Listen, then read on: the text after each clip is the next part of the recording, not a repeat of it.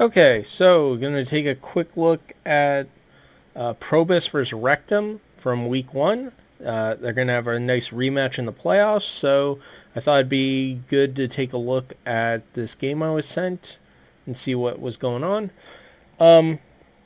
Instead of going over the entire game, I'm going to look specifically at this fight because I think there was a lot that was done incorrectly. And so this was kind of where the game started to slip away from you guys on Probe. And so I think if you understand why you lost this fight as badly as you did, then it will help as a whole. Because I feel like a lot of the small mistakes made here are kind of mirrored in other matches. So first off, you guys, this isn't the full fight. This is kind of just the opening salvo. But you guys are split and not in a good position to start this. So when you E in like this, it's not very good. And you're just going to take a lot of free damage. Also, you spread bomb to your team. You have to be aware of this. Your team has to be aware of this. This isn't just a you thing on Blaze. This is everyone. Because there was no reason for them to take extra living bomb damage here. And even then, you're walking, like, and then he splits back. If you had both kept walking in the same direction, then you would have, like, taken more damage. And it's really silly. You guys are in comms. This should not happen. Okay, so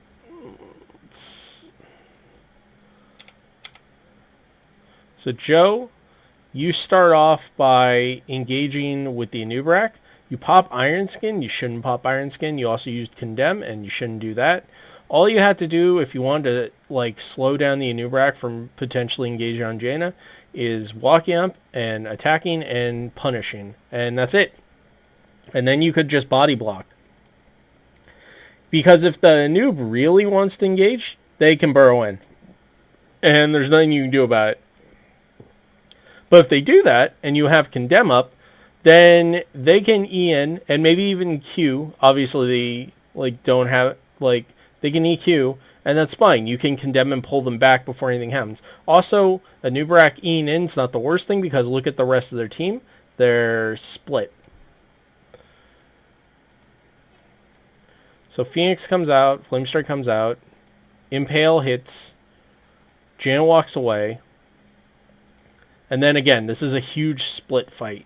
Cassia goes top, Blaze E's in from down here, you're here, and your Anduin got isolated and is going to die to this Dahaka Kerrigan, and your Jane is running back.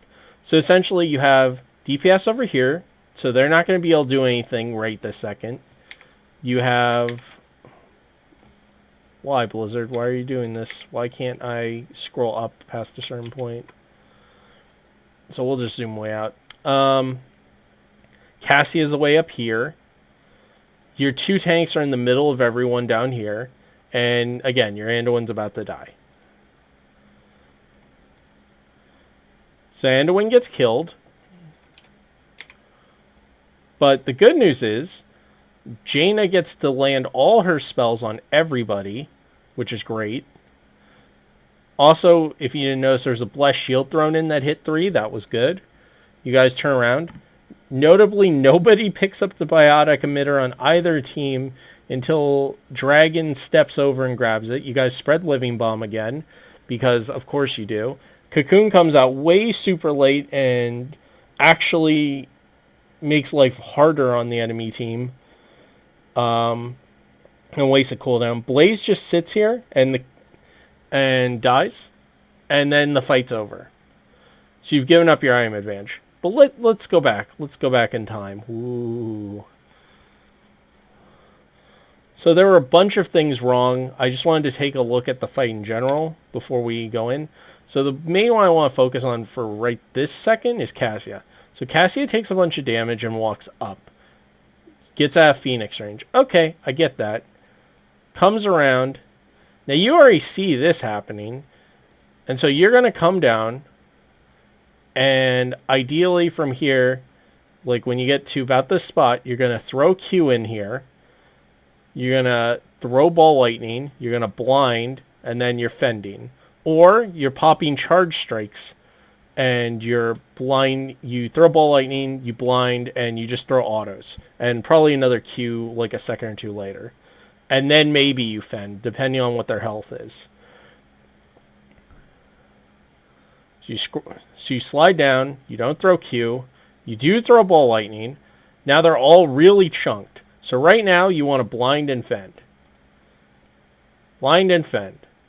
You throw Q and kill Kerrigan. But you're not blinding. You're not throwing autos. You just threw another auto. You don't pick up the biotic emitter, which is right next to you. And you walk this way by it, and then you walk back up and still had to wait for him to do it. You throw another auto. And again, you never use your blind. There was a Kerrigan, a Dahaka, and a Nubrak here, and you never throw a blind on them. That is completely unacceptable. Like, you're playing Cassia in part because she can blind people and she can do extra damage to blind targets. You basically did not use any of your good buttons here except for ball lightning. And you could have basically, if not killed all three, you would have killed at least the Anubarak. So you would have killed Kerrigan because you did. You would have killed Anubarak. And you would have chunked out this Dahaka, which I think you guys then would have gotten a kill out of. So that was like all of your mistakes in the fight. The other thing is, like, this talent build you win is just actually awful for fighting. Like, you could have done way more damage with a different build. Okay, so backing up, because again, we want to go through different people. So, Blaze. Blaze is the other one I think really punted in this fight. I think everyone made errors, but I think the Cassie and Blaze ones were the most like egregious and would have done the most to get fixed. So first off, you're backing off, and you shouldn't be doing that. You should be like right here. And also oil should be like right here. There's no reason for you have oil up, you should be throwing and slowing these guys. You E in, you miss. You set it on fire. And also of note, your Anduin's dying over here. But that's okay. So you should have popped trait because, again, you took this talent. You took Meltdown, which I don't like, but whatever. You picked it. All you had to do as soon as you went in is pop trait.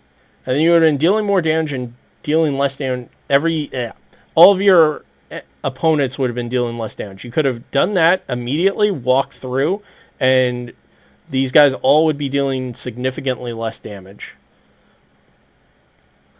Like, that's why you take this talent. And instead, I can already tell you, you never use this. You don't use it in the entire fight. You also, again, you don't throw oil at all. You're just autoing, you throw Q. Okay, so right here, if you drop bunker like right here, these guys are stuck. So unless they use a movement ability to get out, or they go the long way, either way, they're stuck here. The bunker's going to keep them in place depending on how you do it. And you can just throw Qs at them all day. And that gives time for them to either re-engage or back up and tap if they have taps and deal with that. Because this KT's about out of mana.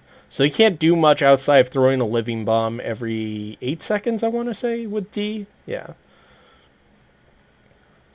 So instead, again, you literally walk up into him. You have E up. You have trade up. You just heal pulses out. You're not standing in the heal pulse. Because your life's only going down. And then you get stun chained. And you die. So in that fight, you didn't use either of your best buttons. You didn't E at point blank range when you would have stunned both of them. And you came in late and took a lot of free damage from everyone. You also started the fight by getting caught out and flame struck and lost half your life over there. So a lot of things you could have improved there. You also could have just, instead of being down here, you could have stayed with the team. And as soon as they drop like Flame Strike, Phoenix, all that stuff on you, could just drop bunker right here. And you guys could all get in. You got to a lot of people forget this about Bunker. And now it won't let me select anyone because, again, replay is great. Well, because you just died, so yeah. Let's back up again. Is that Bunker gives armor for 2 seconds. So all that has to happen here is Bunker goes down, everyone gets in, you all have 25 armor, you avoid all the Flame Strike and Phoenix damage for the most part, and then you pop out and you have armor to go fight against this like heavy melee comp outside of KT. And that's huge. You also could have gone this way and dropped Bunker here. And then all your Anduin and your friends would have had a place to get to. Actually, I don't think Anduin could have gone in the Bunker because he did get isolated. So because Bunker has a cast time now, I don't think he can get in. But yeah, regardless, like dropping Bunker here would have been huge. And yeah, again, dropping Bunker here after you've engaged blocks them off. And even if they can sneak by, there's only very small windows. And the pathing in this game obviously isn't that great. So it's just free for your Cassia and your Jaina to kind of tee off on them. So those are the big mistakes I think you guys made with the fight, like as individuals, as far as that goes. I think there's only... So there's Anduin, but he didn't really get a chance to do much. I think Anduin, your biggest problem here was like, you're just too far up, and there's no reason for you to be. And the other thing you do is you don't just leap of faith like your Cassia back, because if you're all disengaging, there's no reason for the Cassia to be here. Like, especially as soon as they get stunned, you should have, like, pulled them back. You also don't have to walk up to throw the root.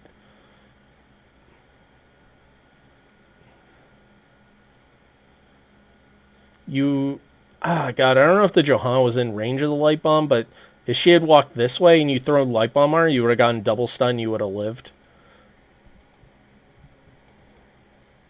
But yeah, you just have to be more aware of your own positioning, and you have to be faster on the child leash. Like, if you see someone in trouble, just pull it. Just grab them, yank them back. And more often than not, you're going to be right. And then you guys get lucky again. I just want to repeat this. Like, if you guys see an item on the ground, stop whatever you're doing if you're right next to it and pick it up. And then insta-drop it if the fight's still going. It means, one, the enemy can't use it against you. And two, it will turn a close fight. Like, and the sooner you get an item out, the more value you get out of it. Because the higher your chances of surviving long enough to get value out of the item. Too many people hold their items in fights until the last, like, 20% of their bar, and then the item comes out, they die, and then they either just walk away from the item or turn and kill it because now they don't have an immediate threat to deal with.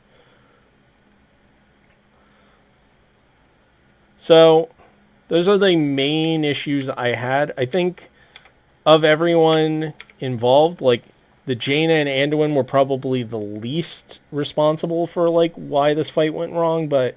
Oh, and Johanna, but, like, even then, like, you guys all made errors here. Also, why are you running away? Like, you have Cone of Cold and you have Frostbolt gonna be up.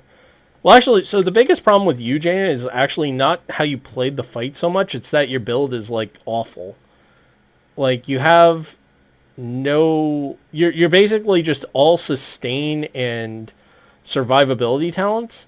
If you had just had Icy Veins here, you kill all three of them as soon as they get clumped. Like I really am disappointed. So first off, you could throw a Q here. And you just don't that whole time. Like, you spend like 3 seconds not throwing a Q or doing anything. And you walk back in. And you do good here where you hit all your buttons. And if you had popped Icy Veins, if you had it, these guys are all probably dead. If you have Water Elemental and you pop it, these guys are all probably dead.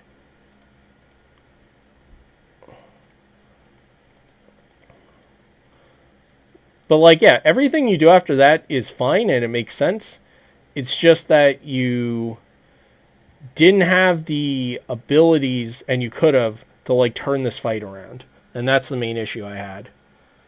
And so I think this is where it kind of went wrong for you guys. Like, this particular fight. because you lose your item advantage, a bunch of you die, you're all chunked out, and then they get Protector up. And suddenly your XP advantage is not going to be as big. Your structure advantage is, well, they're going to have the structure advantage rather. You, you didn't have one. And just, yeah, and then you have to run around and deal with the Protector while they continue to soak, and by the end of the Protector phase, they're basically caught up with you. And so, yeah, that I think was your biggest problem, and I think all of you could have played the fight better, but especially, it just shows that, like, 3 of you could have made decisions that would have, like, swung the fight in a huge way without any other impact from your teammates. And it's just a reminder that while you are playing in a coordinated setting, like, what you do individually still matters. Your talents still matter a lot. Like,